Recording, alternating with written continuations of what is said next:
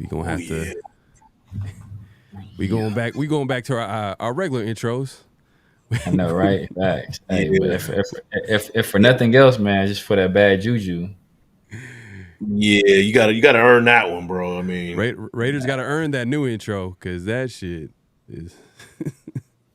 Man. Yeah, man. Well, hey, new week, new way to prove yourself. But we'll see how it goes. Yeah, no doubt. Thanks.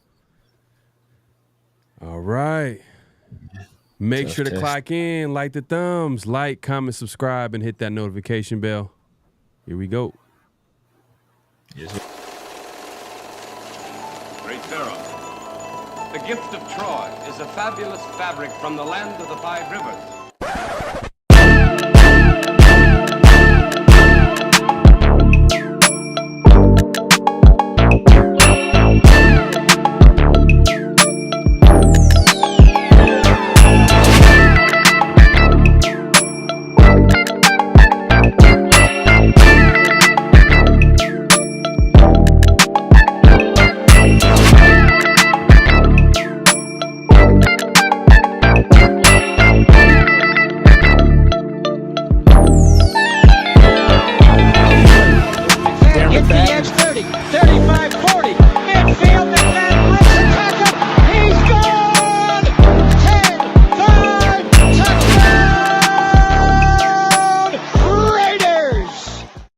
Years ago, when we came to Los Angeles, I really believed that the greatness of the Raiders would be in its future.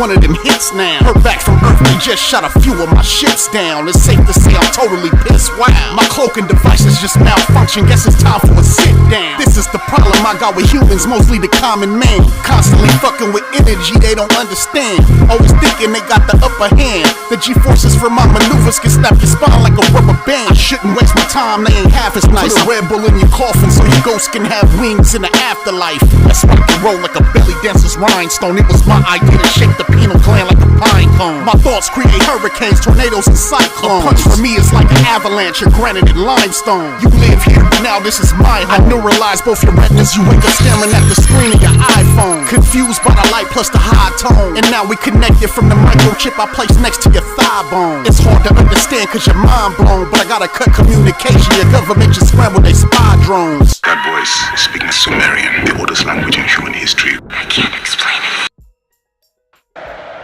We back. What's going on? We are back for another edition of Around the Shield, man, with my boy Big Mike, Severe. Man, I appreciate everybody coming through. Make sure to clock in, like the thumbs, hit that like button, hit that subscribe button, hit that notification bell. We appreciate everybody coming through, man. On a late night edition, you know, usually this is a pre-recorded episode, but we going live, man. Going live for the people right before this big game against the Ravens, man. Every week, every game is pretty much big, but at the end of the day, like, after losing a very winnable game against the Chargers, this Ravens game, this is going to be a very interesting game, and we'll get into it in just a segment. We got to get into the chat, man. The nation, we got to see what's good with the nation, man. Raider Ryan is already pulled up, and he's saluting Big Mike, man. Appreciate you coming. Oh man, I got to make that. Salute, all right, man. Salute, Ryan, man. Thanks for popping in. Thanks for the support, bro. And he's getting it started already, man. He got a question. He says, and we'll probably save this in a little bit. He said, "Will Lou Getsy be able to call a better game, and will the O-line play like a cohesive unit?" Question 2: Will our D play physical but smart football? Very good questions, and we'll get into that conversation in a little bit. Natural Born Raider Podcast, Dirty Raider, man. Appreciate you coming through. My guy was able to see him during the game, man. During game day, man. I wish we came out with a W, but you know, it is what it is, man. We'll get it this Sunday. Appreciate you coming through. We got Mad Mike in the building. He says Nation, just simple as that, man. Nation. There you go. From one Mad Mike to another, man. Salute to you, bro. Salute to Cool Cab pulling up, man. We got people pulling up left and right, man. Raider Paul, I got you, man. Just like that, man. Appreciate everybody coming through, man. Appreciate it. SoCal Sal, we got to salute SoCal Sal, man. Mr. Consistent, always coming through and supporting.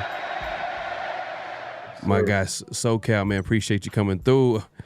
James, man, the usual. There you go. We got the usual. I don't even think James has ever left a regular comment. It's always been Raiders. Man, you're not getting no in-depth analysis from me, man. It's just Raiders, man. That's all you get. He's just letting people know, man, where he stands, man. Ain't nothing wrong with that, man. D's on the building, man. Appreciate you coming through. Raider family, what up? What's going on, man?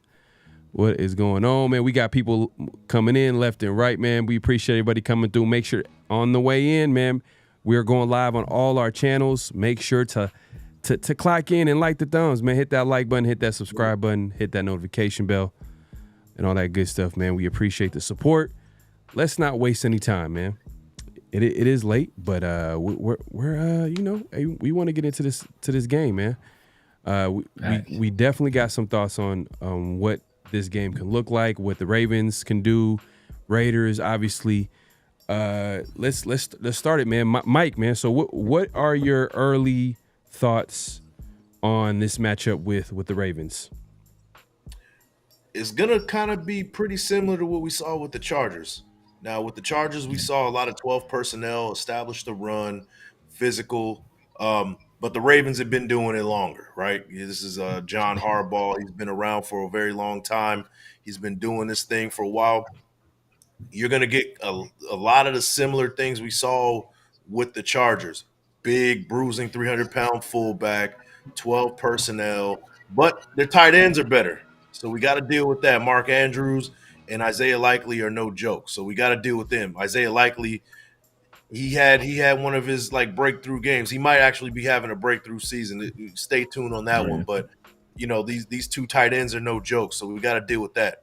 So defensively, we're going to be, you know, similar. What you saw with the Chargers is what you're going to see similarly with the Raiders. You're going to see a lot of things, and we'll talk about that a little bit later in depth. But defensively, you're going to see a lot of what they did last week. That's pretty much what I'm expecting. Now, offensively, we're gonna see our offensive line play a lot better, is because they have to. And that they're not gonna have to deal with those elite edge rushers like Khalil Mack or Joey Bosa or Bosa. I always get the two mixed up, but Bosa or Mack, you're not gonna get that kind of stardom at edge. But they got really good edges that they bring two in and then another two, and there's really no drop off. So you're gonna get a lot of that. Linebackers are good. Secondary is great with Kyle Hamilton and the other safety over there. So you definitely you got some work ahead of you as far as an offense goes, and you got a lot to prove because you laid an egg last week, so it's going to be time for you to make things happen this week. So yeah, that's my quick analysis on what to expect with the Ravens. Yeah. And you know what? I'll actually say there might be some opportunities this game to actually hit on some big plays, because we've seen what KC was able to do.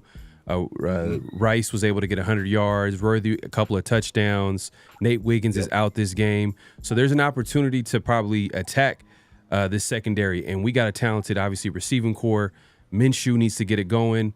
This whole week has all been about pushing the ball downfield, being aggressive. Lugetzi the other day sounded like he wanted to get vertical, but it all starts with establishing that run game.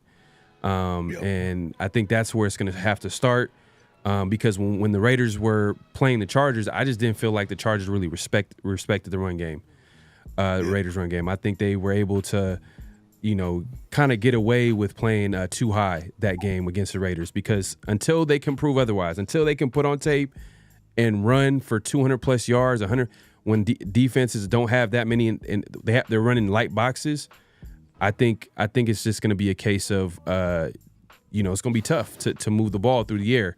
So I think the Ravens are probably going to try to replicate that this Sunday, but the Raiders just going to have to, hey, we all know they have to run that football, and they have to run it effectively. So then it makes everybody's job easier. But Severe, man, what are your early thoughts on this game? Yeah, man, very similar to what you guys said. I mean, last week I think we had a good enough defensive performance for most of the game to win. I think if we were able to play a little bit more ball control and offense, I think that would have, put our defense in better position. Even though we did win, from what I recall, we won the time of possession battle, but still, our defense was out there more than it should have been. Some quick turnarounds due to turnover. So I think if our offense plays better, as you guys alluded to, establish the run. If we're able to establish the run, we can do some play action passing, and we can really, hit on some big plays. What we did last week defensively, I think it's going to be a little bit more difficult this week, just because the Ravens have a much better crop of pass catchers. I mean, Mark Andrews, for a while, he was regarded as one of the better tight ends in the league. He's kind of losing the steps. He's getting a little bit older, but Isaiah Likely is a dog. And for as good of a week as he had last week, his week would have been even bigger. I think Lamar missed him one time in the end zone for a would-be touchdown. Then we all know the last play where, by the tip of his toe, he missed out on having another touchdown. So he's a guy that is a pass catching threat. He's like 6'4", 250. He can move. I think he has like a 40-inch vert. He's a small school guy. He went to Coastal Carolina, but he's a guy that even before the season, a lot of people who are close to the Ravens, a lot of people that cover the Ravens, they were predicting a breakout season for Isaiah Likely. So, and tight end has been a position that we have struggled covering in the past. That's well documented. No matter who the tight end was, it seemed like they would kind of feast on our defense. But that was in the time before when we just struggled as a whole defensively. So hopefully we have that issue rectified. But even if we do have that issue rectified, Rashad Bateman, he's a good receiver. And I think Zay Flowers is a very good receiver. He's a second-year guy, and I think that he is extremely talented, and people don't give him enough credit. But he's a guy that he was just like in the playoff game, he was destroying the Chiefs. he was destroying like whoever they had covering him, and if not for a stupid penalty, then incredible L'Jarius Sneed, fumble forced, he would have been a hero of that game. So I think it's gonna be the task at hand is a little bit more difficult. As always, you have to control Lamar. He's the reigning MVP. He's already won 2 MVPs. So he's a little bit lighter this year than he was last year. He dropped some weight, so he's going to be as fast as ever. So it's always important that we're able to contain him. But the offensive line is not as good, so I'm hoping that we're able to get a little bit more production out of our front seven in terms of pressures. But it's extremely important that we maintain gap integrity, and we know that Max is a guy that likes to freelance from time to time and jump in and out of gaps, and you can't really do that with Lamar, because if you do that, he'll see that and he'll capitalize on it. And once he gets ahead of steam, he can go for 6. No, facts, 100%, man. Before we talk about matchups, man, my guy Raider Smoke with a super chat, man. He says, "Shocking the world Sunday, Chase Young will be a factor." Like it. Man, we'll see. I mean, I think Antonio Pierce was asked about Chase Young recently, and I'm not sure if it sounds like he's going to be called on. Yet. Yeah, might not be ready to play. So we'll see. We'll keep an eye on it. It might be one of those things that might happen over the weekend during game day. You know how it is. One of those last minute, call ups to the roster. So we'll see. We'll keep an eye on it. I got a question for you guys. Yeah, I got a question for you guys. Do we know who the team captains are? Yeah, so I think Mayer was a team captain. Michael Mayer got named one, right? Yeah, Michael Mayer became captain. So let me get that information for y'all. Hold on one second. I was trying to find it the other day, and I couldn't find it. I know during the telecast they said Mayer was one, which was surprising. But he was a sleeper. I think he was one of our sleepers, and I think another one of our sleepers was Malcolm Coons, but obviously he's hurt. So, yeah.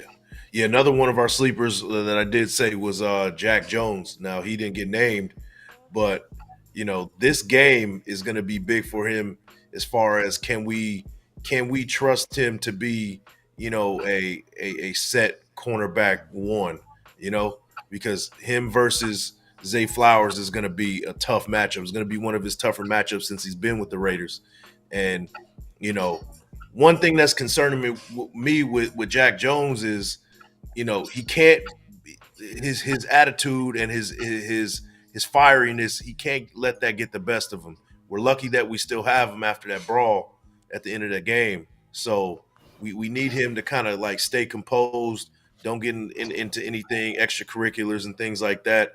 After the ball is after the whistle's blown and things like that, stay composed, because this is going to be a big game for him as far as can we trust him to be that cornerback one. Yeah. So that's actually a good one. Jack Jones versus Zay Flowers is a good matchup. I'm gonna say, if not Max Crosby and Lamar Jackson, I say that D-line versus Lamar Jackson, because like Severe said, like Lamar, he's coming full speed ahead. Obviously the biggest weapon at quarterback, you arguably, as far as running the football in the league. It's going to be a different plan. It's not even about just getting after the quarterback. It's like you're going to have to contain him, right. And you're going to have to keep him in that pocket and hope for the best. Don't let him get outside that pocket. Don't let stay in your rush lane so you can keep him there and force him into a bad decision, and hopefully the Raiders can keep Lamar in check in that way as far as running the football. But I think that's a matchup to look after during that game, is Lamar versus the Raiders D-line or Max Crosby, because Max Crosby is kind of notorious for freelancing a little bit, playing, and he has that right too. He'll sometimes overplay things, trying to jump things, but a guy like Lamar, that could be a huge play. 2 words, man. 2 words. Gap discipline. That's going to be the name of the game, because this dude's an improviser, and he can if he catches you slipping, he'll bite you, and he'll bite you big. So we gotta stay disciplined in gap responsibilities. The defensive ends, if their assignment is to contain, keep the contain. Let the guys on the inside take care of the business, and you guys just keep the contain. Don't let anybody leave that cage, that pocket. Um, don't let Lamar Jackson leave that pocket, because that's when he's most dangerous. So it's got to be assignment football. It's got to be gap discipline, or else we're gonna have a long day. 100%, man. Severe, what would you say is another matchup that we should be paying attention to? It's not really necessarily a one-on-one matchup, but it is interesting. The biggest highlight, well, previous to him signing with the Raiders, the biggest highlight in Robert Spillane's career was him smacking Derrick Henry on that goal line play when he played for Pittsburgh, and putting him on his behind. So I mean, it's going to be interesting. Our linebackers versus the running backs for the Ravens. Both Diablo and Spillane versus not only Derrick Henry, but we saw what Justice Hill was able to do out of the backfield last week. I mean, if not for Isaiah Likely, he might have been their leading receiver. So he's a guy that is very quick, has very good hands, gets to top end speed at the blink of an eye, and he can be a weapon. And, so I think that's, Diablo and Spillane, I think they will have their hands full with not only him, but with Derrick Henry as well. And I'm sure Derrick Henry, after what was done last week, though he was kind of bottled up, he really didn't get a lot of opportunities. As Mike was kind of saying when we were offline, they didn't run the ball a lot. I think that kind of flips this week. I think they really want to get Derrick Henry going, get him established.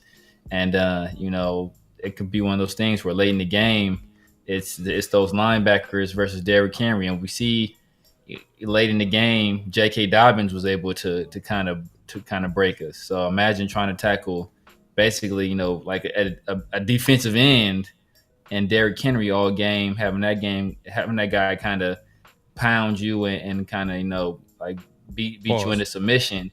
Exactly right. Pause. Big pause on that one. Big pause on that one. No diddy.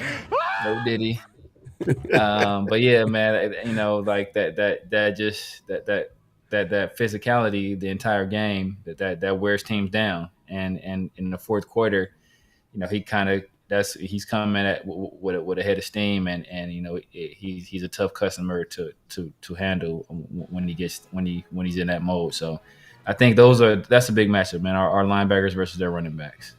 No, Hey, I what? agree. You know what, man? I gotta add this, because this is a new offense for Derrick Henry. This is not something that he's used to. He's used to having a quarterback under center. He has that momentum. As soon as he gets the ball, he's got that momentum when he touches the ball. But a lot of the things that the Ravens do is in shotgun formation, and he's standing right next to Lamar Jackson, and he's getting the ball at point blank range. Right. His bread and butter for his career has been going downhill. And somebody at 240, 250 pounds going downhill, that's what pretty much is going to make him a Hall of Famer. The fact that he's, that imposing, pretty much a bowling ball. As soon as he gets the wheels turning, he's hard to take down. But if somebody's at point blank 0 miles per hour and at 240, it takes a little bit longer for him to kind of get started. So to the Raiders' advantage in this situation is it might take him a little bit longer to kind of acclimate to what they're trying to do offensively. And maybe they might adjust to him, kind of around to his skill set and what he's doing. But we caught him at the right time. If we're going to catch him, we caught him at the right time. Now, are we going to win? We'll talk about that later. But this is the right time to be catching a team like the Ravens when they're still trying to figure out new running back and the rotation. It is, the elite teams, this is the perfect time to catch them. So in general, and the Ravens is that elite team and one of the elite teams in the league. So if we're going to play them, right now is the good time, and right now is a good time to catch an upset. So and it starts with Derrick Henry. If he has another one of those slow starts like he did against the Chiefs. Now the Chiefs have a great defense comparable to what we have. So, right. If he's struggling 13 carries, kind of minimal yardage, who's to say that he, that kind of performance is going to be like he has like a repeat performance because he's trying to figure things out. Like, I'm not expecting him to have a bust of a season, but it's going to take him longer than 2 weeks for him to figure out what's going on with, how he fits in and kind of getting used to the whole, timing of offense and things like that. You don't play preseason, that's what happens. That's the the effects of not playing in preseason. Those first 4 games are usually like preseason games for a lot of these guys. So, my point is, if we're gonna steal a game right now, it's our best chance to do it. Like, if we played them in December, we'd be in trouble. But I think we have a slight chance for this game. So, but I'll leave my analysis and score prediction a little bit later, though. Man, hey, I hope you're right. I hope you're right because if you watch that Kansas City game, 5 of his 13 carries came in that first drive, and they were able to score a touchdown. After that, the Ravens offense kind of struggled to move the ball, obviously score some points. They were able to come back at the end somewhat, but they had some time to think about that game because last Thursday was the NFL kickoff week. They were able to kick off the NFL season, so they had a lot of time in between, last game and then now Sunday. So they might, I think they might look at what the Chargers did. They looked at what the Chargers were able to run the football. Let's be honest. Like, I understand the Raiders defense played well in the first half, but the narrative is that the Raiders defense wore down. But if you think about it, like, one of the first big runs happened early in the third quarter. So it's were they worn down or did they just make a mistake? Did someone make a mistake? Did someone make a mental mistake and give up a big run? And, I guess we'll talk about that in a little bit. We don't want to get into the nitty-gritty of last game. Last game is last game. But I'm just saying that's one of the big matchups I think we should be paying attention to is I think the Ravens are going to try to get they're going to try to get King Henry, Derrick Henry involved. I hope you're right, though. I hope that, like, they're trying to figure their stuff out because you make a good point. Henry has always been an offense that's always been catered to his strength. Now he's going into offense where it's all about Lamar and his strength. So I hope you're right, man. But, Severe, you have something to add? Nah, man, I was just going to say that we also got to think about, like, maybe the most important player last week on the Chargers defense. I know Khalil Mack, I think he had the fumble recovery. I want to say he had like 1.5 or 2 sacks. And Joey Bosa was very disruptive as well. But the guy that kind of dominated that game was Poona Ford. Mm-hmm. He was a game wrecker in the middle of that defense. And now we go against a guy like Matabuke. And he's like, so we got Andre James, possibly Jackson Powers Johnson in his first start, after not playing football for a while. Game time decision. If not Cody Whitehair, which is even worse. Then Dylan Parham, who was probably the weakest link on the offensive line last week, quite possibly. So that guy, he's going to have the ability to feast, especially against, like I said, if he's going against Andre James, I think he's just going to take that dude's lunch money all game. So we're going to probably have to throw some double teams at him and do something else to kind of figure that out because he is a disruptive force. And we saw what Poona Ford was able to do last week, and we do not want to repeat of that. Yeah, no, facts. Let's actually look at the injury report real quick. I'm going to go ahead and share this on the page. Shout out to everybody pulling up, man. We appreciate everybody coming through. Make sure to clock in, like the thumbs, man. Hit that like button, hit that subscribe button, hit that notification bell. We are going live on all our channels. So if you ain't subscribed to all 3, man, you can go ahead and do that as soon as possible. And make sure to hit that like button and that notification bell so you'll be notified when we drop new content as well as go live and all that good stuff. So we appreciate everybody coming through. But let's take a look at the injury report real quick. Because you mentioned Jackson Powers Johnson, right? And I think he might be a game time decision this game. Yeah, that's what they're saying. So let's So Brock, you see some players on the injury report, but their game status is good to go. Brock, obviously, Divine Diablo, Eichenberg. Hey, Severe's favorite player on the team, man. He's ready to go, man. Linebacker Eichenberg. Eichenberg signing, all right. We'll see. We might be able to see him this Sunday, man. Special teams. Special teams, yeah. The way AP's talking, you know, Diablo and Spillane are going to be entrenched as starters, so we'll see. But Jackson Powers Johnson is listed as questionable, and AP did say that he was a game time decision due to an illness.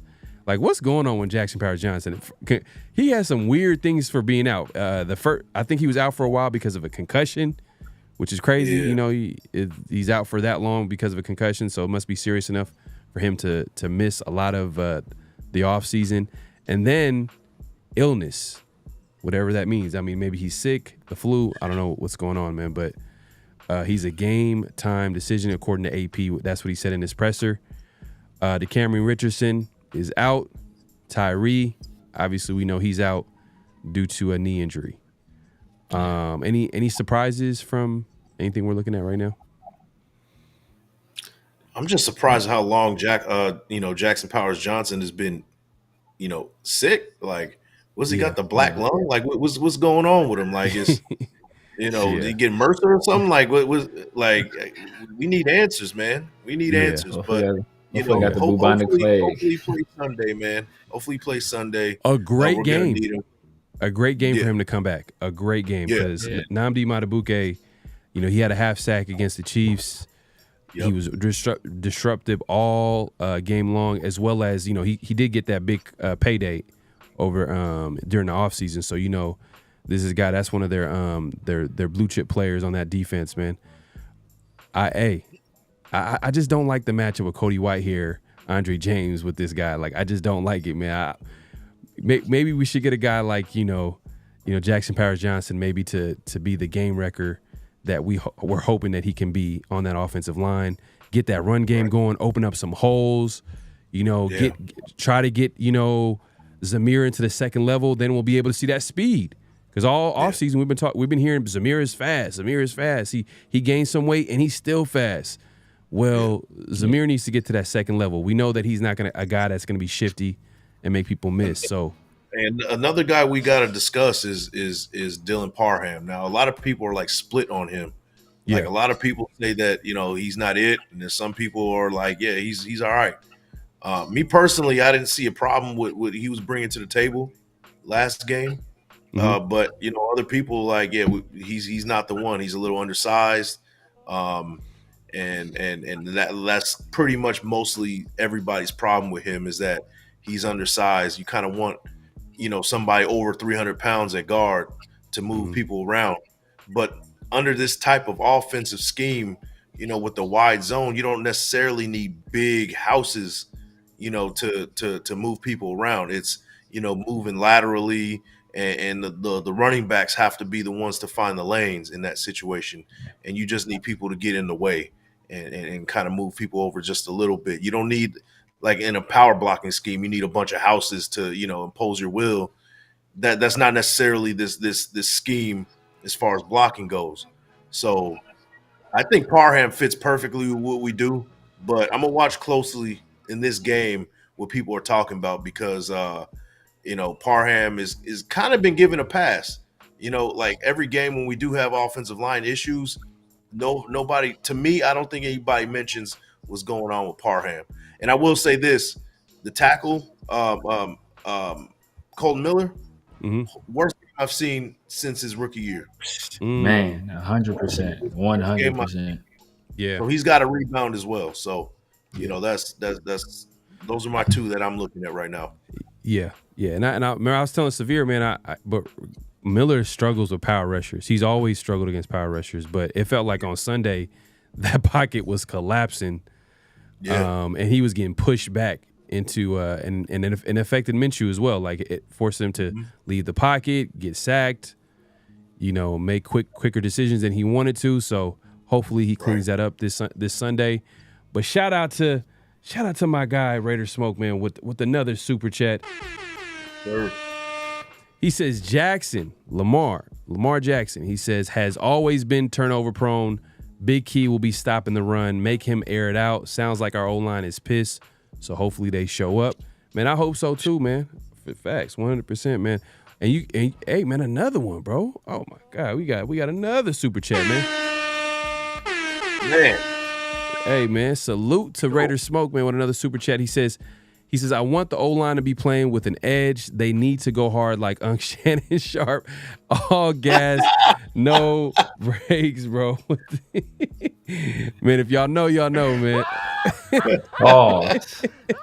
That is a pause. Oh, man. Shannon Sharp, man. That dude's... Hey, unlike Shannon Sharp, we need to be about that real action. Allegedly, I don't know what Shannon Sharp was doing behind the camera, but a lot of people are saying that was a little scripted, but I'm not gonna get too much into that. But we need to be about that real action for sure, man. But no, real quick, do y'all think that was scripted? Did y'all think that was scripted?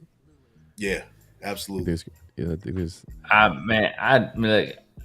I wouldn't do it if I was him, just because he works for Disney. So if he's gonna script that just to try to shake some rumors, that is, you put yourself in that kind of jeopardy. I don't know. His reputation was more than some money, man. I guess so. I guess that's what it was. I don't know. Yeah. I don't know, man. Yeah, but real quickly, let's look at the Baltimore Ravens injury report. You got the outside linebacker, Ideza Isaac, Roquan Smith on the injury report, but he's healthy. Damn. He'll be all right. Kyle Van Noy, this guy, man, he's the ageless wonder, man. He's still in the league, man. I feel like he's always hurt. Helmets, man. Yeah.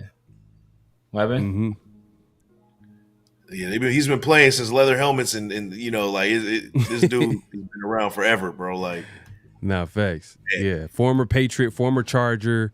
I felt like there was some rumors of him possibly coming to the Raiders. It never happened because the Patriot connection, McDaniels and Ziegler, but it never happened.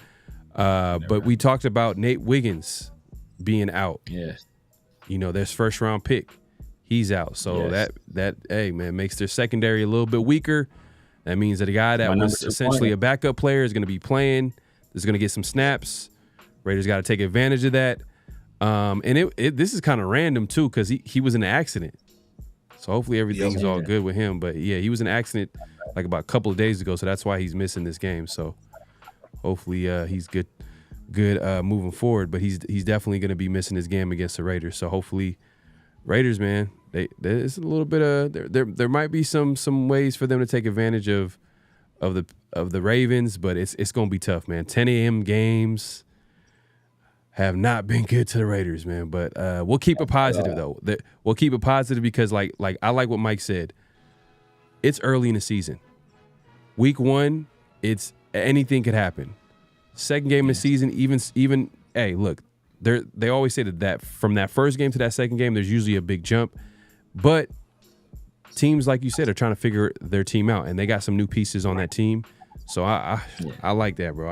I'm hoping that's the case. The Ravens are still figuring their stuff out, especially against the Raiders. So we'll see.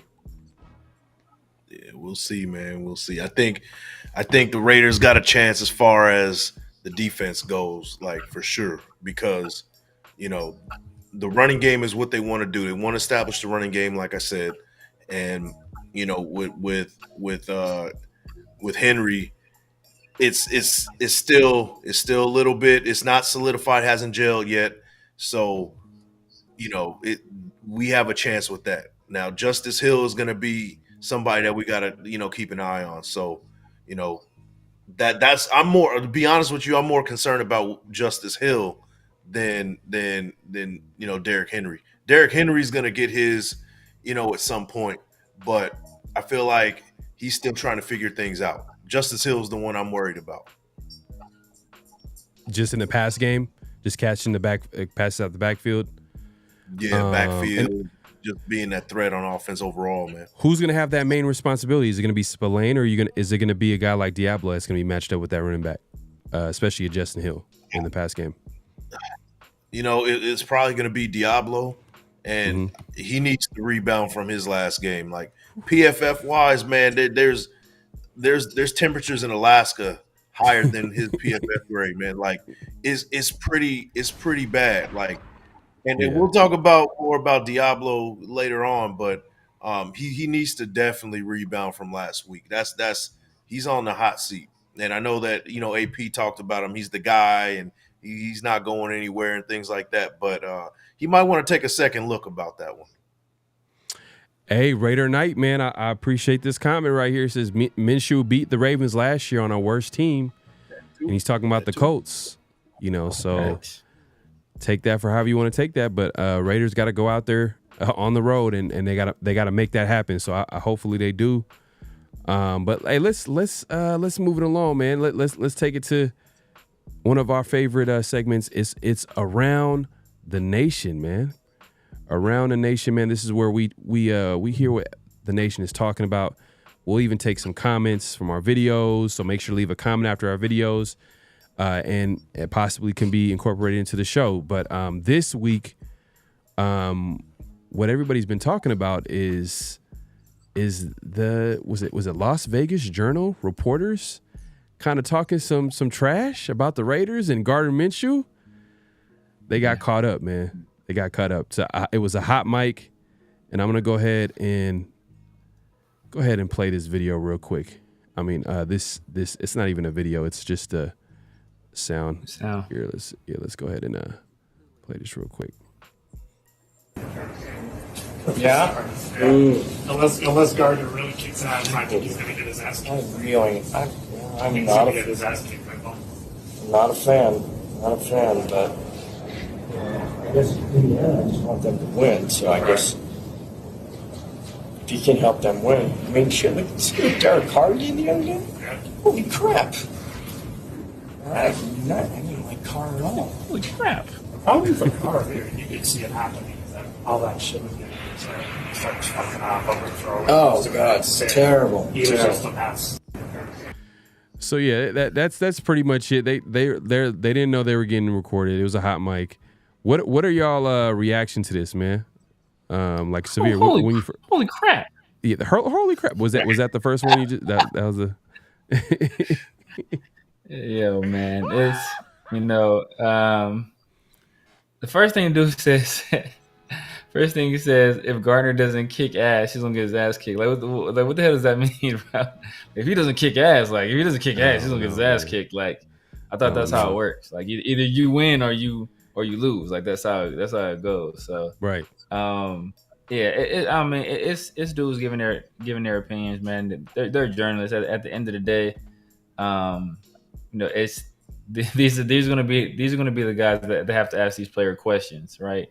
So will you be able to look these players in the eye, and there are certain players on this team, namely Jack Jones, who does not take kindly to this kind of stuff. So I think his stance is going to be a little bit more aggressive with some of these people from the Journal, and then the fact that they brought up Derek Carr, what Derek Carr did against a Carolina Panthers team, like who cares? Who cares? Like that was 2 years ago. It's not even like last year. That was 2 years ago. This guy is gone. He struggled all last year, so much so that there are R&B songs dedicated to the team getting rid of him. So I don't care how well he played week one against an overmatched opponent. What will he do the rest of the year? Because he had an opportunity to prove that last year and he didn't do it. So we'll see what happens, man. Minshew, he was able to beat this. I mean, he had a solid year last year. He was a Pro Bowl alternate last year, ended up making a Pro Bowl as an alternate. Had the Colts within one game of the playoffs, also beat the same Ravens team last year. So we'll see what he's able to do this Sunday. I'm gonna have an interesting. I'm gonna have a different take from what you're saying.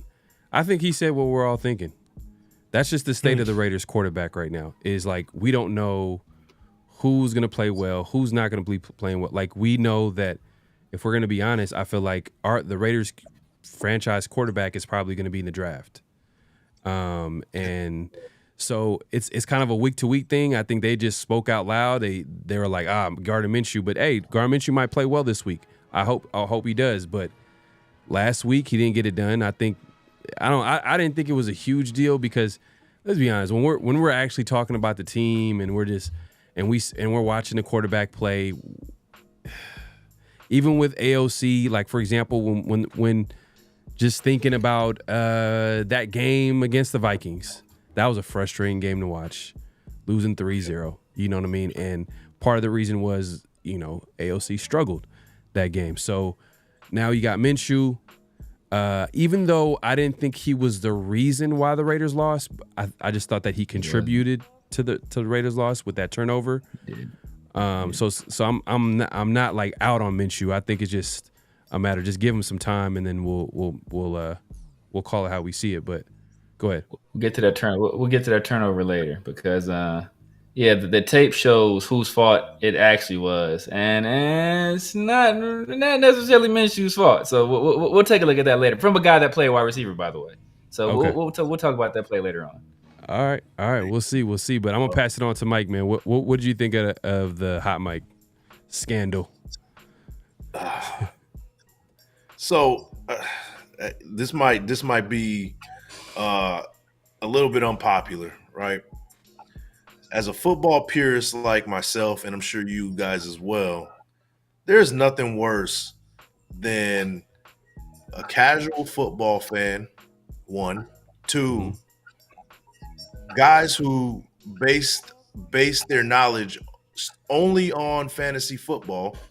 Stats. 3, just the stats. And 3, these talking heads who got an opinion who's never put on a jock strap ever in their life. Yeah, These guys are a bunch of nerds. I really don't care what they have to say. Saying somebody's going to get their ass kicked in professional football. And, my thing is with Gardner Minshew, this guy's not like some kind of practice squad scrub that, just came off the street. Like, give him a little bit more credit than that. I'm not saying he's the greatest quarterback. Don't get me wrong, but he's beaten the Ravens before. He's had some notable wins before. He knocked us out of the playoffs. We were not mathematically, but Derek Carr the last game in Oakland. By the way, that same Derek Carr, they're sucking off. He beat him in one of the most important games in Oakland history. Right. So, man, like, look at the dude's resume. These are the type of games. This game coming up on Sunday is where he delivers the most. If he's going to deliver anywhere, he's going to deliver this Sunday. Now, am I counting on him to deliver 100%? Like, this is going to happen? Nah, I'm not too confident in that. But you can't go talking like this guy's going to get his ass kicked and he's going to have a long day and things like that, because he can hold his own. But as far as Raider fans reacting to this over, like, use this as, like, let the team use this as motivation. I don't believe in that. We talked about this before, but as far as being a Raider fan, like, this is nothing. This is a nothing burger. Don't even worry about what these dudes have to say. This is their opinion. They're supposed to have opinions. And I'm glad that they're speaking freely, and this is the only time we get to see guys speak freely. So there's two sides to it, right? Like, you don't really ever hear people speak freely in like the mainstream, traditional media. They always got an agenda, or they're not really speaking, they're always tiptoeing around things. So to get something like that, it's kind of refreshing, but at the same time, they're just a bunch of nerds. Yeah, no, I hear what you're saying. But do you think, all right, do you think Minshew is a good quarterback?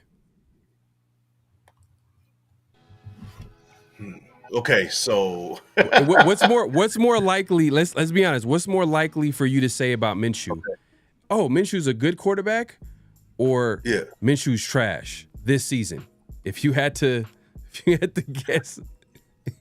See, the thing about Minshew is, like, I told you, it's very vague. As of right now, that's why you're thinking about it, because you're like, that's the state of the Raiders quarterback room. Yeah. It's like, now that comment about Derek Carr, look, they're just familiar with Derek Carr. We've been following the team for a while now, and we've seen Derek Carr have good games. The problem with Derek Carr is consistency, which makes him an average quarterback, right? Because he'll have one good game, When bad game, it is what it is. We'll see what he does against Dallas this week against Mike Zimmer. You know what I mean? Back to trash. We already know. You know, so we'll see how that looks. But that was nothing. But as far as like their take on the quarterback situation, yeah, I think it is what it is. I think some people feel that way, but I don't know. I didn't take it. I didn't take it. Like the Raiders have to prove it. Like Minshew has a lot to prove. Like he has a lot to prove because he can easily lose his spot to AOC. Easy. Yeah, that's true. And it's just like, about Minshew is that one thing that we can hang our hat on is that this dude catches heat. He catches heat at times. So he'll go on a stretch of games where he's like, man, this dude looks like a Pro Bowler. Like a legit Pro Bowler, voted Pro Bowler, not an alternate. Like this dude looks like that at times. So you get that, but then there's other times where, what we saw last week where he just left too much meat on the bone, right? He didn't make too many mistakes.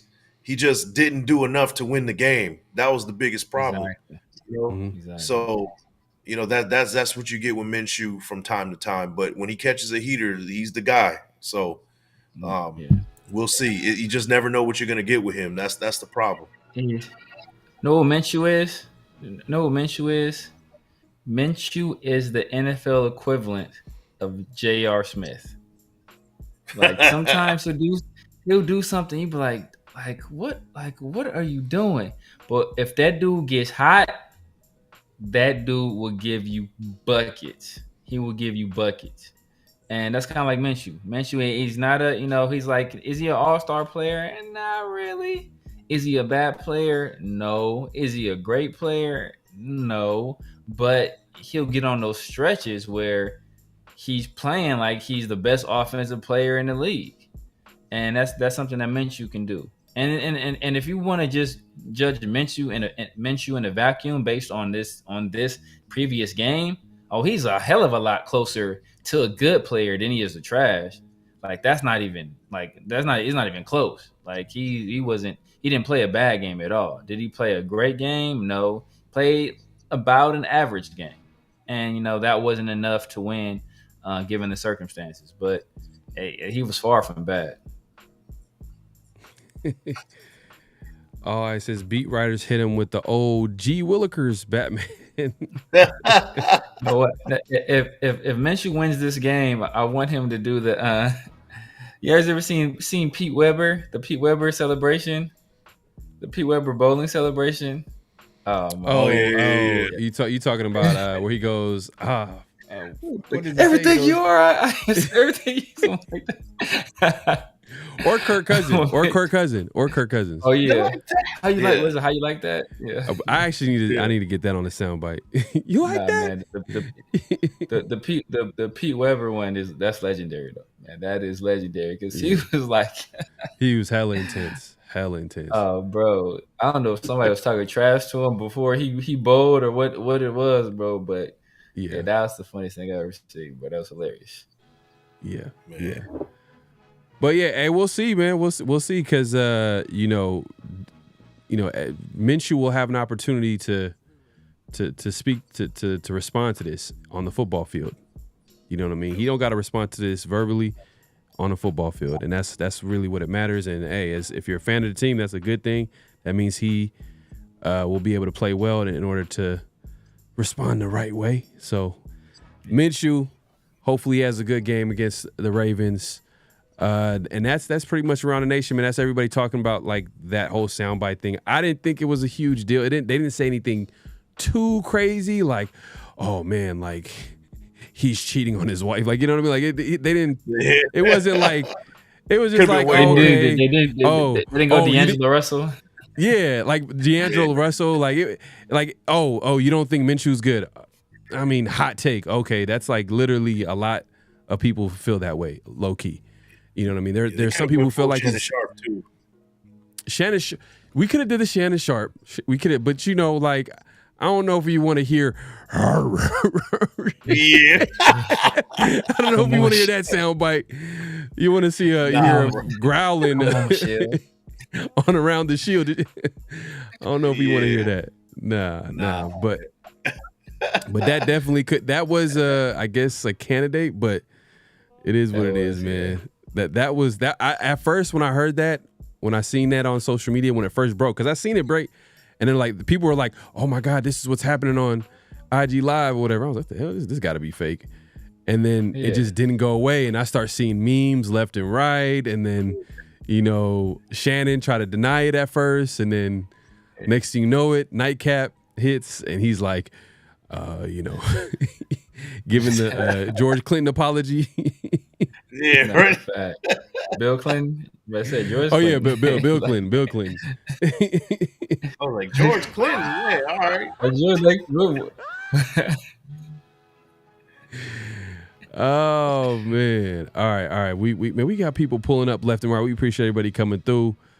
Them reporters be working at Chinese restaurant taking orders. Cool, Kev, man. All right, let's see. We got. Oh my God, we got Raider Smoke with another super chat, man. We appreciate the support. He says Minshew didn't have that bad of a game. O-line didn't show up, and Getsy had these long developing ass plays. Minshew let it. Yeah. I think the O-line needs to play better, but I think this game especially, we have to get the run game going because I feel like Ravens at home. They got some playmakers on that D line. And then you got Roquan Smith. You don't want him blitzing too, getting involved. Like I don't know. I don't want to. That's not a recipe for him to be successful to drop back. And if we can get the run game going and then incorporate the pass game, that'd be perfect. But Zamir got to show up, man. He got to show up, man. You got to see, man. Kyle Hamilton versus Brock Bowers is a very interesting matchup as well. Yep. Yeah, for sure. Actually, I don't want to see it. I want to see Brock Bowers play against some other backup player or something like that, or a slower player. But we'll see. We'll see. But yeah, get Brock Bowers more involved. Like I like what I seen last Sunday, even with everything that was going on with the Raiders offense. Like he was able to get some passes thrown his way and make some plays. So definitely, man. So let's see. Let's take a look at the chat real quick. Alex says if O-line was fixed, Gardner would be just fine. So a lot of people feel like Gardner would have played well if it were other things around him that were better. Getsy has stuff. Yeah, I agree. Getsy has to prove that he can be. Short leash these days, man. I mean, what can you do though? I mean, the reality is like that's going to be your OC for the entire season. So I don't know. I don't know if that's short of a leash. And the problem is that. Like you don't want Rich Gangarello calling plays. Like you do, like you do not. That's what I mean. Like short leash is that like we will be starting to call for his head at that point. I'm not saying that they will. Like hey, one more game, man, because this is not somebody we wanted off the jump anyway. Initially, we were like, why did they bring this dude in? So we gave him the benefit of the doubt, and if he shows in 2 games, he still hasn't made any changes. Right. It's easy for us to just be like, nah, this dude's got to go, man. I was never really fully endorsing this dude from the beginning. I'm only doing it because he's a Raider. I'm supporting the team, and I'm giving the dude a chance. But if he can't figure it out in 2 games, man, I don't know, man. I don't know. The leash is short these days. That's all I'm saying. Yeah, hey, look, I agree because AP's job is on the line, and I think if it's a situation where the Raiders win, Paul lost on that one. AP's job is on the line. He did what? No, with Raiders smoke foot. Oh, AP chewed. Oh man, I guess the only thing I got closest to pause is We gotta get that sound. Man. We gotta get that sound. Hey man, smoke, man. Come on, man. The funny thing is he wrote this. He took his time. He was like, "Yeah, this is perfect." Chewing Getsy's ass. Nah, you know I'm messing with you. Messing with you, Smoke. Man, Spoke's my guy, man. Smoke is a good dude. We had a chance to meet him during the game after the game. Good. Actually, man. Yeah, man. Good people, man. Good people, man. For sure. Everybody has the day, man. Everybody has that day. Yeah, man. Smoke learned he learned to use Instagram and everything. Oh, there you go. Who do you think you are? I am. I gotta get that soundbite for sure. Fuck, man, I gotta write this. I gotta write stuff down. I gotta get so much soundbites from to this day. I gotta get that. I gotta get a few, man. For sure, the Dennis Green too. I gotta get Dennis Green. That's Yeah, for sure. Raider Smoke with another super chat, man. My God, man, showing support. This is how you support the show, man. This is all going to the show, man. Just to let y'all know. He says, "Who do you think you are?" I am. My guy was talking. That is legendary. Yet bowling game too. That's bowling. Bowling, man. Yeah. Go ahead. Nah, I'm saying facts. You don't hear that kind of trash talking during the bowling game, man. He was fired up, man. In the words of Unc, that's my Michelle. Oh man.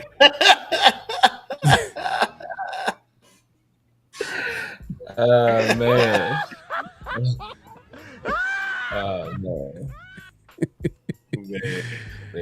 Oh my God. But let's move it along, man. We appreciate you coming through. Make sure to clock in, like the thumbs, man. Hit that like button, hit that subscribe button, hit that notification, all that good stuff. We appreciate everybody coming through.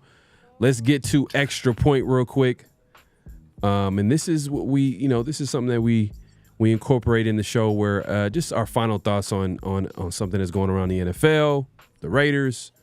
And so I'm going to go ahead and put this up, and then who should we Big Mike, let's start with you, man. What's your extra point this week?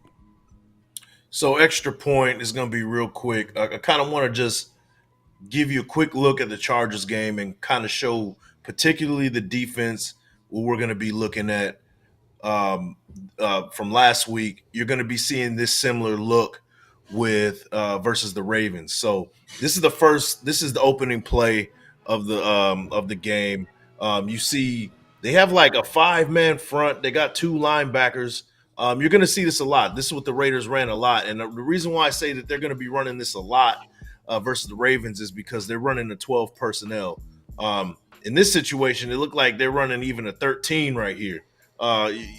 It's 12, but they're running similar to what the Ravens do. So, and it worked most part, when we played the Chargers. So I'm suspecting that they're going to do this again. So I'll ride this out, and we'll see what's going on. But definitely we're going to see a 5-man front initially. Like on that line of scrimmage, you're going to see 5 men. One thing I do want to talk about is that we do got to account more for the tight ends. A lot of their big plays passing wise versus the Chargers was to the tight end. So we got to tighten that up just a little bit. Justin Herbert, drops back, he finds the tight end and goes for a first down. And that's on Diablo. More on Diablo a little bit later on this one. So here's the next play right here. We're going to need this type of intensity throughout the whole game. They got a big fullback. The Ravens do, just like the Chargers do. And we definitely got to do better with stopping the run. That right there, that's too many yards right there. It was an opening play. Anything over 3 or 4 yards, to me, is too much. And that's on John Jenkins right there in that situation. You don't want him patty caking too much, but, I can get past that. So here's the next play. This is the type of intensity you want to see. They're showing blitz. You got like 6 men on the line. Spillane gets in there, makes the tackle for the sack, fumble. And that's the stuff that we need. We need to keep Lamar Jackson in that box, right? So we're going to need, maybe it's, Snowden and Max Crosby holding that contain and having our interior linemen do some things. Now, that interior line for the Ravens definitely can get you can get through them. They got One guy who I consider a rookie in Andrew Voorhees, who's starting, and I think that Christian Wilkins can definitely get after him with that one. So look out for the Raiders' interior line to really make a statement in this game, especially if you're looking at a 5-man front like this a lot. You can say it's 5-man or 3-4, even a bear, but this similar look is what you're going to be looking at. So 5 men once again. It's actually 6 right here. The bear look right there, and even you got Nate Hobbs coming in the mix and blitzing a little bit. So this is the type of stuff that you're going to see in this game, man. Like I said, like Nate Hobbs right there. It looked like you got like a 6-man front, the bear look. You got 8 men in the box, and shout out to Tyree Wilson. He kind of made that play happen. So he played well when he was in. So this is after the punt, the infamous punt, right? We needed to stop right here, and the guys kind of ran out of gas. This is the first play right here on that first down. They get some yardage right here. This is right here, another 12 personnel. You're going to see this a lot with the Ravens, like I said, and that big fullback. So this is really 22 personnel, and he's acting as a receiver. So you're going to see 22 personnel, 12 personnel, things like that. So stopping the run, interior attack is definitely the name of the game. Another 5-man up in the front. You got Diablo right there on the line of scrimmage.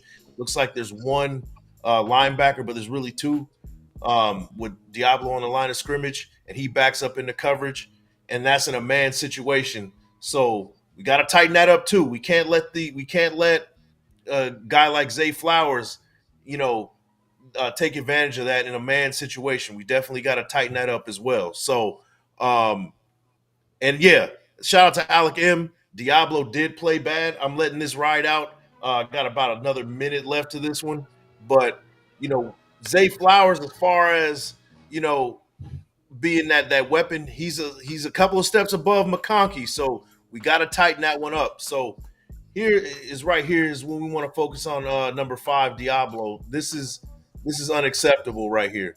Getting caught in that scrum. This is actually the next play. He does an all right job here, but the next couple plays down the line, I want you guys to focus on what Diablo does, and this is unacceptable. What he brought to the table. You definitely want him to be more mindful what's going on in the backfield and shedding blocks and things like that, because he was the one that kind of cost us this game. His assignment, he should have been there and made a play. So check out number 5 right here. Check out Diablo and where he goes. Right here. Here we go. So he gets caught up in a scrum with number 77, and he should be shedding that block a lot sooner instead of playing patty cake with 77. You get a better look right here. So right here, they're in 22 personnel. They're definitely running the ball, hands it up right up the middle, and Diablo makes a bad angle. He even trips up Max Crosby, like trying to tear his ACL. Like, it's not a good look. So this is the one. This is the backbreaker right here. Another 22 personnel type of situation. They're running the ball, and Diablo nowhere to be found. Takes a wrong angle, doesn't really go to the right gap and things like that. So gap responsibility, guys, is the name of the game. Another physical team with the Ravens, and we definitely got to make that happen this week, or else stuff like this is going to happen to us a lot more often. And you'll see Diablo right here. He comes up. He gets caught up, and then even Adam Butler, he's kind of off the, he's on the hook for that one too. But Diablo should have been the one to make that play. So Diablo, you're on a short leash, man. This is a money year. You got to bring the heat, man. You definitely got to bring the heat. But that's it. That's all I got, man. All right, man. Appreciate the film breakdown from Big Mike, man. If y'all ain't subscribed, man, make sure to head over his channel. Subscribe to his channel, man. This guy is a film guru. So go ahead and subscribe to my guy Big Mike. Appreciate it. Let's get to it, man. That was a great extra point. Diablo did have a tough game. I think you made a good point about how the Chargers were able to use their tight ends in order to get some plays off, and we're going against the Ravens team, who literally that's pretty much their strength is to with Mark Andrews, who's coming back from injury, and obviously, like Severe was talking about earlier, Isaiah Likely is a guy that we should definitely pay attention to because it's probably one of their biggest, if not the biggest weapon on their offense outside of Lamar and maybe Zay Flowers or something like that. But we'll see, man. But my guy Severe, he also has an extra point. And let me go ahead and set that up, man. If you want to go ahead and start talking about your extra point this week. Yeah, man. So we talking about that fumble before the half, and looking at it, it's a bad look. It just looks bad. When I saw it during the game, I just initially thought I thought Madison had to have run into his arm or something the way he crossed his face, because it was just such an awkward looking thing. But stop it right here. Stop it right here. Go back. Can you start over? So start over. So right now it's 1st and 10, right? Look at the top of your screen. Devontae is lined up against a DB. I'm assuming that's Asante Samuel Jr. Asante Samuel is giving him about an 8-yard cushion. In most offenses, when you see that kind of cushion and it's a passing play, that's an automatic check to like a hitch. We're going to throw you the ball. You're going to pick up 4 or 5 yards easy. And that's how we keep the chains moving. And that's automatic. They're automatic. So when you see this cushion, automatic check. You run not even a hitch, because a hitch you have to go forward. You run like a stop route. You can't take 2 steps toward the quarterback. So you're catching the ball coming toward the quarterback. That way a DB can't cross your face without interfering with you. You're getting 4 or 5 yards easy. Now watch what Devontae does here. And this is something like an amateur receiver knows not to do this in this situation. Why is the best receiver in the league doing this? You get started. So he runs up to the guy that's giving him a cushion, doesn't move toward the quarterback at all, giving the guy a perfect angle to cross his face. So when Gardner sees this, he wants to throw to Devontae. But Devontae, not only did he not block the DB, but he ran toward the DB as well. If he makes that pass, that dude's picking that's going to the house. So when he sees that, he sees it right there. The guy's already trying to break on the ball. So Gardner's trying to pull the throw back. And that's why it makes him do the awkward throw. Devontae in that situation should stop right there, take 1 step, look toward the quarterback, work his way back toward the quarterback, take the pass, and he's getting at least 5 yards easy. And so that's why, and it's still Gardner's fault because, bro, hold on to the ball. Pump, you bring the ball back, hold on to the ball. But Devontae is the one that caused that confusion. And after the play, Gardner easily could have said, hey, what he said was it was a miscommunication. But basically it was Devontae didn't read what he should have read in that situation, and that's what caused it in the first place.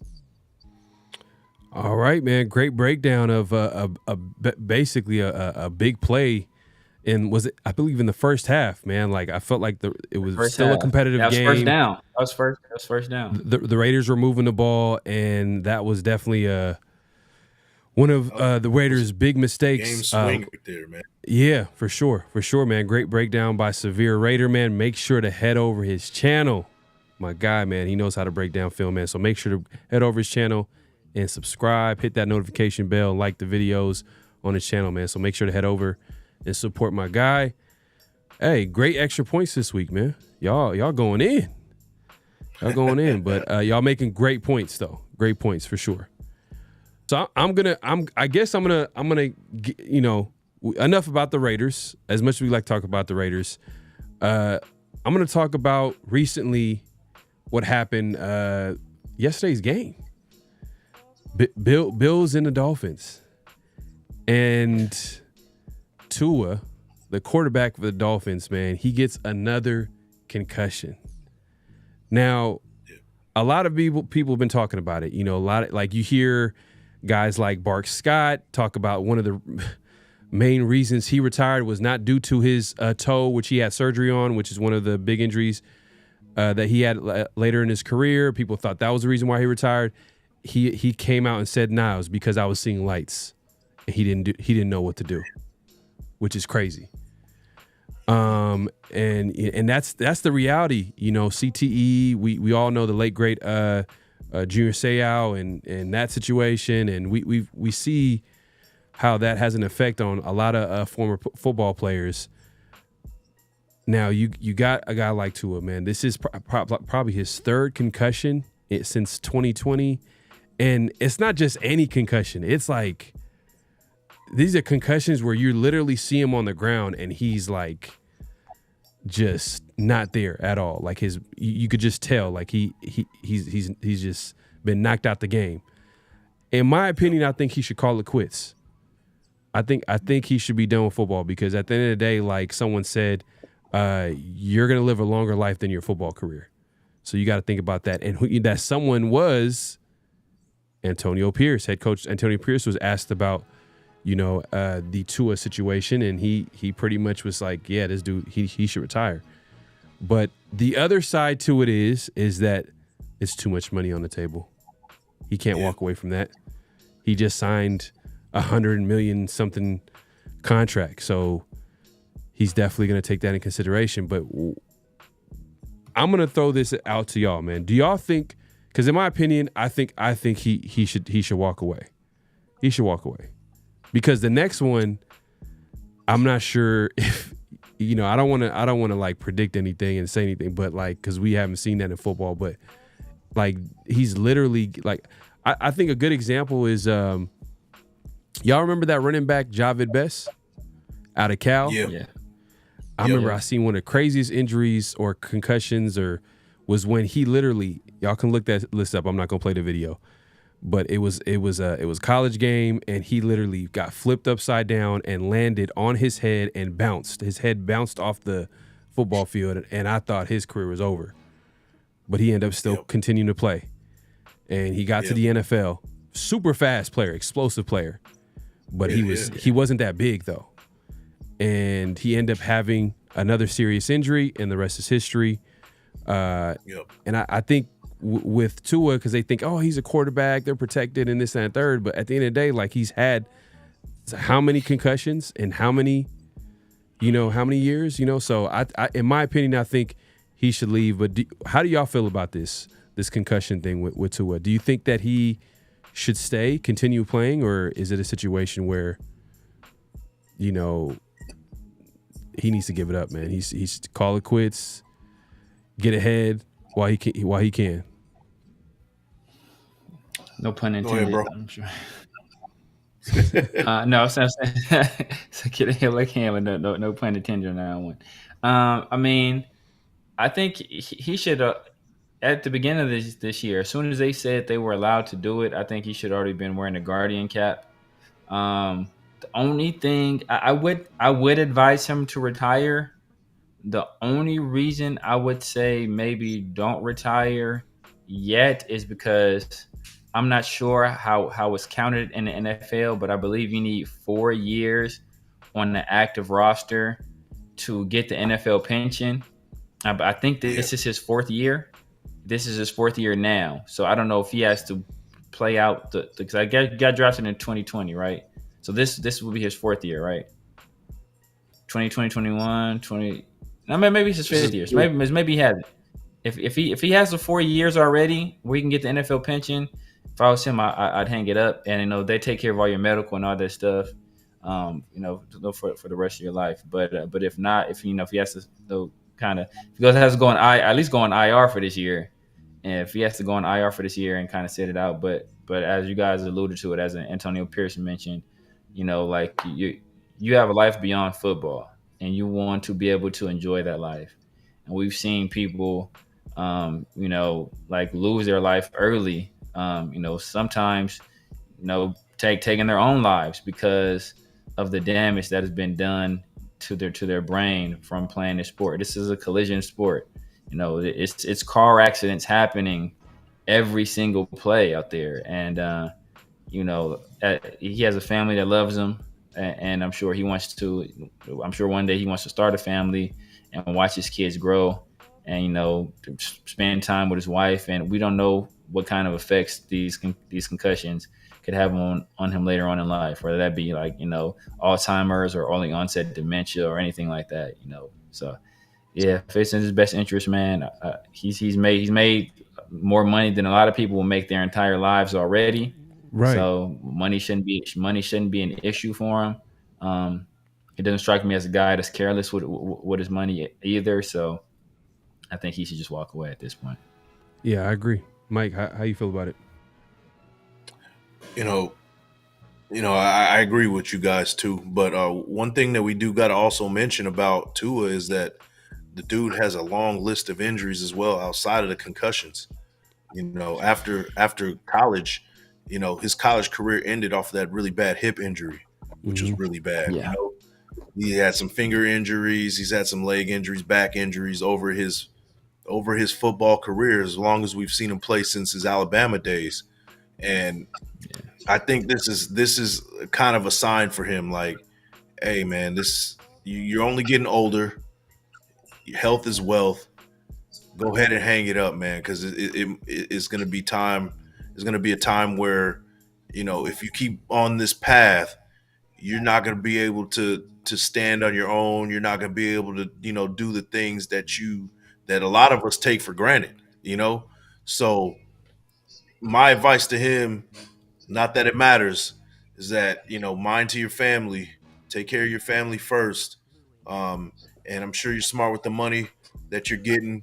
Take that money and go ahead and walk off in the sunset, go into broadcasting or whatever. You'll be welcomed with open arms, man. You can still be in the game, immersed in the game. Look at Steve Young and look at Troy Aikman. They did the same thing. They called it a little bit early, and they still are one of the mainstays of the NFL as far as media goes. So if football is your passion, try to find another route with that. So that's what I would say to him. Take care of the body, take care of your health and stuff, because you only got one shot with this. So that's my advice. Yeah, so some people in the chat are talking about what is, if he were to retire, does he owe any money? I just think that he wouldn't be entitled to any future money. Possibly, I think that's what it is. I think whatever has been paid has been paid. But if he were to retire, I think that possibly could be an out on that contract for the Dolphins. So I'm not sure if they would owe him that money. It's not like in basketball and baseball where their contracts are like guaranteed. Like they're literally on the hook for those contracts. So I'm not seeing any. I have the contract pulled up here. He signed to I think they still owe him the guaranteed money, but they still owe him the guaranteed money. They still owe whatever's guaranteed. That's guaranteed. Like they still owe him the guaranteed money. Yeah, I'm looking at his contract right now. In 2024, his base salary is it's 1.125 million, and then after that is his big payday, 25 million, 39 million, and the cap hit is pretty bad over some years. So that's a lot of money. Terrible timing. What the hell? Yeah, yeah. Oh, damn. They just signed him too. Now they're going to cash him out 93.17 million. That's a lot of money, guys. You guys, that's a lot of money. And over the next 4 years, he's accounting for about as high as 19% of the team salary cap. So he's going to get his money for sure.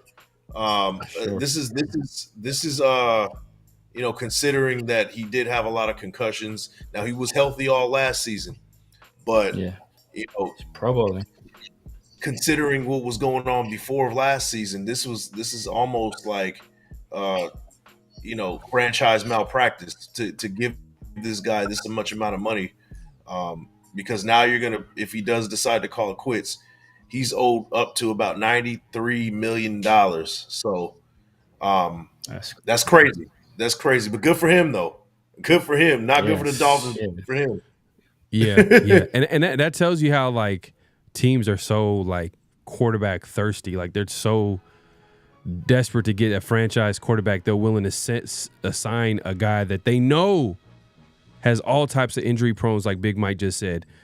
They know all the concussions that I talked about that happened before this concussion, because everybody knows, You know what I mean? I know we talking about something very serious, but you know, we all see the memes where he was throwing up like gang signs on the football field, like his hands was like that shit is serious though. Like he had no control over his body when he was doing that. Like everybody was laughing and joking around, but like he had no control over his body. Like, you know, it is what it is, but this is something to keep an eye on, man, at the end of the day. But it's serious because it's going to affect all types of players too as well. So, but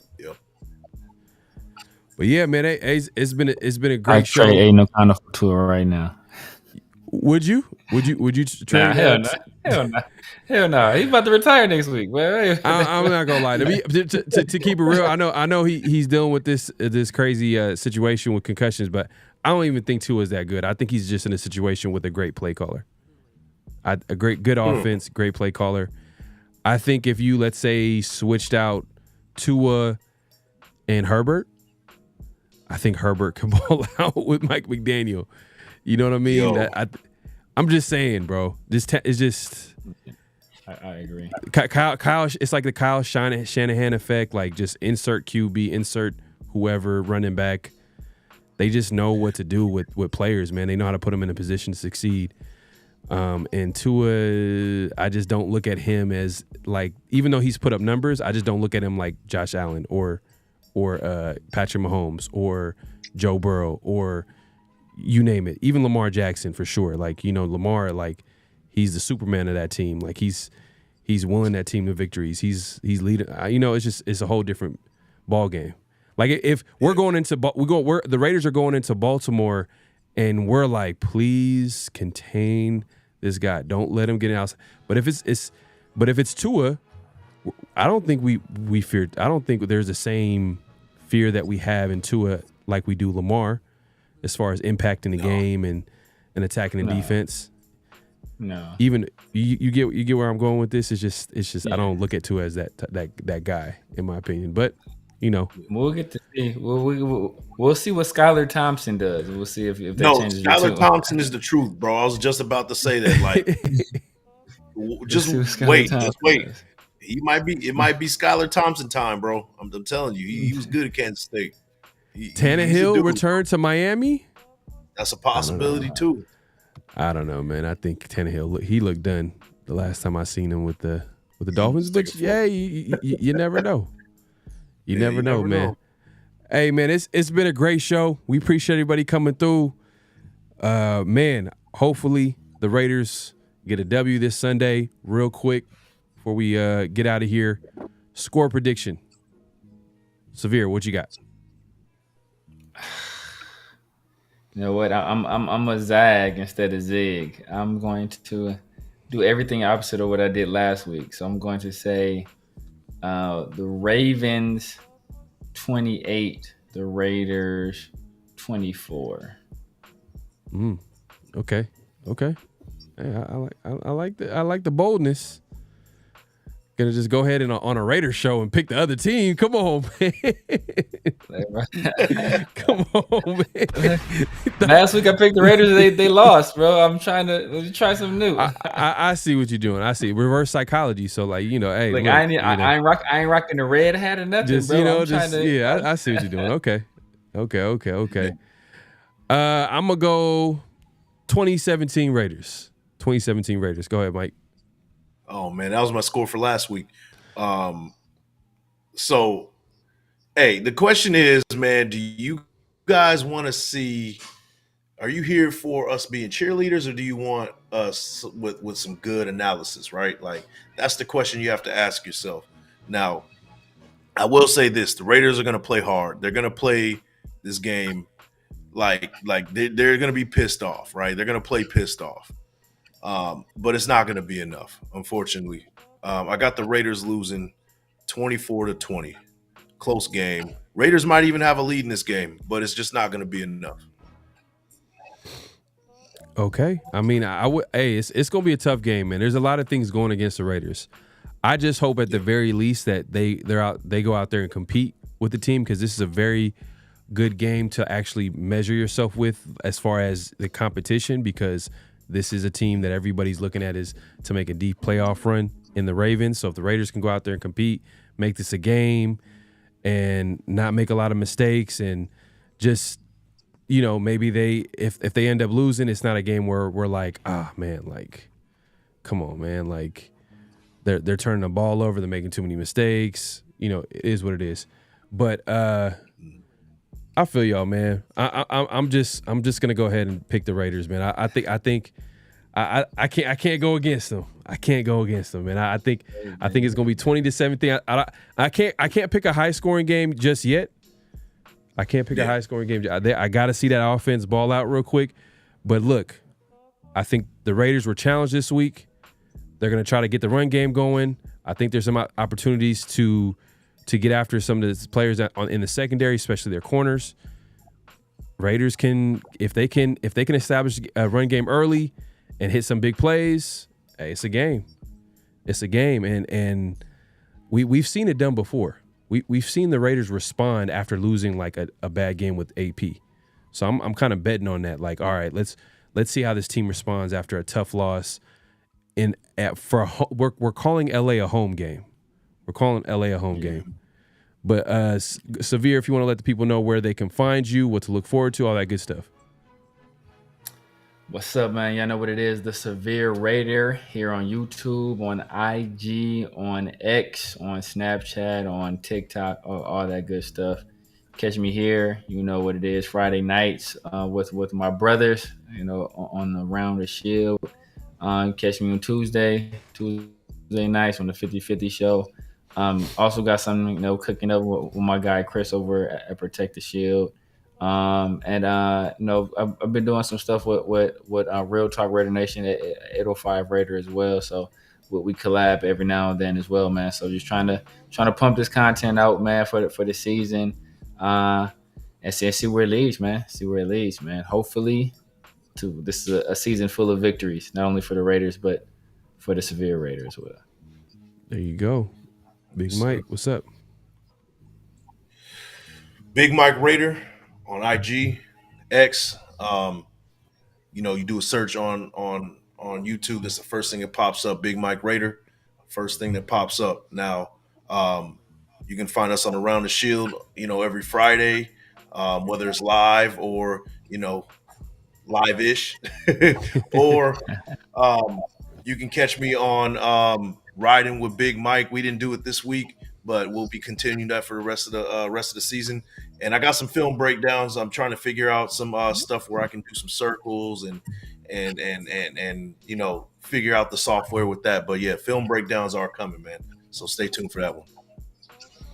Real quick, man, we got some super chats, man. Appreciate my guy Raider Smoke, man. We're gonna have him on soon too as well. He says, be blessed, y'all. Stay safe this weekend, man. You as well, man. Appreciate you coming through. Appreciate the support. D Menace wants to remind everybody, hit that like button. Exactly. Go ahead and do that. Clock in. Hit like the thumbs. Alec, 23-17. Raiders, I hope. 24-17. Raiders. Okay. Look, we got some optimistic Raider fans. We Raider Smoke in here saying 30-27. Hey, that's a high-scoring game. But I ain't mad at it. And the thing is, I'm not mad at Big Mike and Severe feeling the way they do, because at the end of the day, like what we seen that first game of the season, that it just makes you feel like it's gonna be a tough season. Because if you're telling me that the Raiders offense did not improve from last year, it's gonna be a long season. It's gonna be a long season, because there is no way that 10 points is gonna be enough to win a game. 10 points is not gonna be enough. So I understand where they're coming from. But Daniel Kim with the super chat.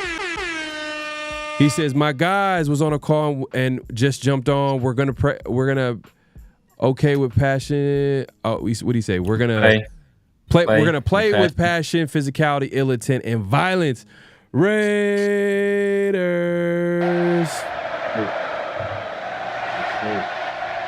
Yes, sir. I like it, man. I like it, man. Hey, man, people calling Snowden Alzado out there. Oh, we'll see. We'll see. Diablo's going to turn into Ray Lewis. This age. Hey, they got Diablo turn into Ray Lewis. Oh man, that'd be. Hey, that'd be good. At least for this Sunday, man. At least for this Sunday, I would appreciate that. And All Eyes on G, he's put out a link right here, man. Put your pre-orders in for the 50-50 play t-shirt, man. Go ahead and click the link. Yes, sir. So make sure it doesn't take much to put the pre-order in, and then we're gonna give you details as soon as we get some. Just be on the lookout, because all you gotta do is just provide your email. It's pretty simple. But we appreciate the support. We do this every week. Obviously, Around the Shield every Friday we drop an episode. In this case, we actually went live. So, that's why it helps to hit that notification bell so you'll be notified when we drop new content or there's some change like that. But it's always going to be every Friday. And then as well as the 50-50 show every Tuesday evening night with my guy, Severe. And yeah, just be on the lookout for new content. And then also go over on social media. Follow Around the Shield. Follow everybody on social media as well as Big Mike, myself, Severe. But Around the Shield is the big umbrella. It's going to bring us all together. You'll see clips. You'll see updates with the Raiders, all that good stuff on X as well as IG. So make sure to give us a follow on there. We appreciate everybody coming through. It's been a great show, man. Any last thoughts before we head out? I hope I'm wrong, man. I hope I'm wrong. Me too, man. Me too. I hope y'all wrong for sure. Yeah, me too, man. I hope y'all wrong too. All right, y'all, man. We out. I think Gardner has a big game, though. You said Gardner has a big game? We'll see. A big game. Hey, we'll see, man. We'll see. Hey, don't try to change your shit. You see how you try to smoothly just change it up? Yeah. I gotta put up 24 points. He has had a pretty good game to put up 24 points. It's just that Lamar has the Lamar game. All right, man. We out of here, man. Peace. Peace. Just win, baby. Hello? You play to win the game. You don't play to just play it.